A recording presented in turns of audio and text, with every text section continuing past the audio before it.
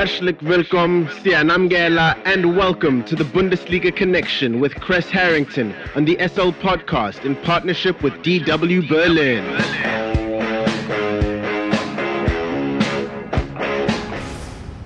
It's time for the latest from Germany's domestic football league, the Bundesliga, and more. For that, we are joined by Chris Harrington from our partner station Deutsche Welle in Berlin, Germany. Chris, matchday 10 was capped off with what the Bundesliga described as Super Sunday. The top four teams faced off.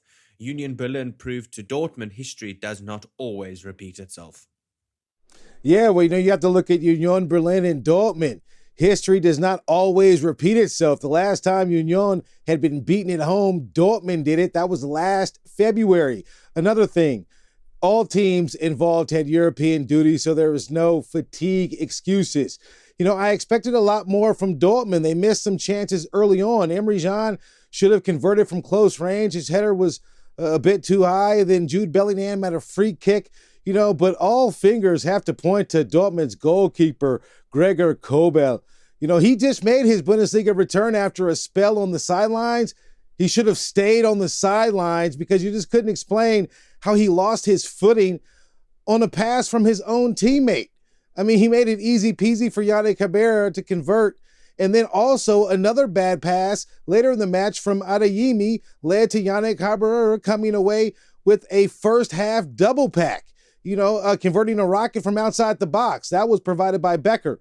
Nothing really to show for it offensively from Jordan or Becker. Jordan actually limped off the pitch. But in terms of Dortmund, Edin Terzic tried to change the lineup. He actually injected Marco Reus, who was a question mark for the World Cup, but given the fact that he checked in this match, would suggest that he might be fit for Flick to select. But all in all, Union Berlin were clearly the better team, despite not having the ball as much. Union Berlin might have gotten away with the penalty on Mats Hummels inside the box. He did get thrown down, it looked like to me, but Union, the Iron, as they're called here, were just clearly the better side. Their Cinderella story continues and continues. And if they continue to get offensive production and capitalize on mistakes made by other teams slip up, who are arguably title candidates as well, it just makes it that much more easier. It kind of clears the path for Union Berlin. And Dortmund, I know Dortmund supporters are like, which Dortmund are we going to get? Are we going to get the Dortmund that kind of pull it together last minute and start converting goals? Or are we going to get the Dortmund that we ended up seeing here in Berlin on Sunday? Well, one thing is a fact. They dropped to 8th, and they've lost 40% of their matches. They've only played 10 matches. Do the math. They've lost 4. Dortmund are a lot better than that. I'm sure they're going to try to figure things out, but all in all, give a lot of credit to Union Berlin. And Bayern, despite missing a few pieces, made light work of Frieberg. Yeah, Thomas Müller was out. Manuel Neuer was out. Starting in the lineup, his first start all season, Eric Choupo-Moting. I like the lineup.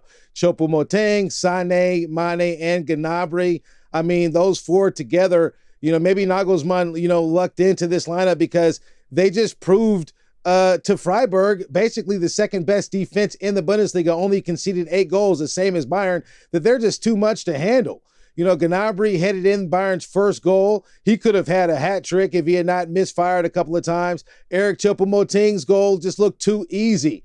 He definitely needs to get more playing time on the pitch. He's mature, he's seasoned, and he can convert goals, and he does have the stature as well to convert in different ways. And then we saw the left foot of Leroy Sané. Sané is doing marvelous things in the Champions League. He leads Bayern with 4 goals in that competition.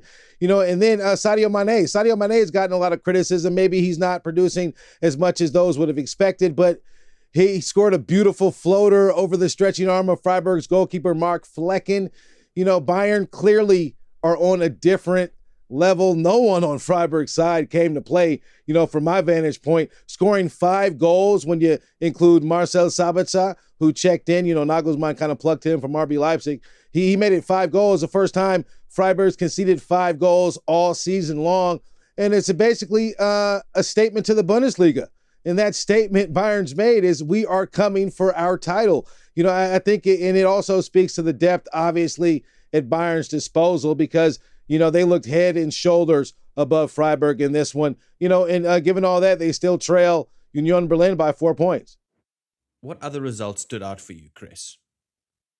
Yeah, well, Frankfurt, who are number 5, they smoked Bayer Leverkusen, who dropped to 16. Both sides lost in the Champions League, but Xavi Alonso, who recently took over for Bayer Leverkusen, not sure how long he'll last, considering the last 2 matches, Leverkusen have been outscored 8-1. Congratulations to Stuttgart. They won their first match thanks to Silas Mfumpa. He had an assist and 2 goals in that match. Always when you get your first 3 points, maybe it's a step in the right direction, although that victory was over Bochum, a team that looks destined for relegation. And there's a new top 4. Hoffenheim is now 4th after getting past Schalke. So it just says how competitive, the Bundesliga has been, and especially when you factor in this Winter World Cup that's approaching, it could get that much more interesting after that break and, the domestic duties resume. Before I let you go, the German Cup resumes this week. What are your thoughts on that, Chris? Well, the cup holders, RB Leipzig, they play Hamburg, former, Bundesliga side trying to fight their way back to the top flight. They're on Tuesday. That should be an interesting match. Wednesday night, though, is a match that stands out to me. It's Augsburg hosting Bayern. Their neighbors. Basically, Augsburg gave Bayern one of their defeats this season, and it'll be a chance to avenge that defeat to their Bavarian baby brother. If not, if Bayern lose, it'll be another ejection from the German Cup for Nagelsmann. So that competition does not look so good. This should be a very interesting match. Every time Bayern go to Augsburg put up a fight. So there's a lot of action to look forward to. Thank you very much for the Bundesliga update, Mr. Chris Harrington from our partner station Deutsche Welle in Berlin, Germany. Have a fantastic day further. Danke und auf Wiedersehen. The Bundesliga Connection is a team effort driven by the following incredible individuals. The show is hosted by Aidan Hewitt and Chris Harrington. It is produced by Chris Harrington. It is edited by Aidan Hewitt and Uli Presch, and graphics are provided by David Scullard.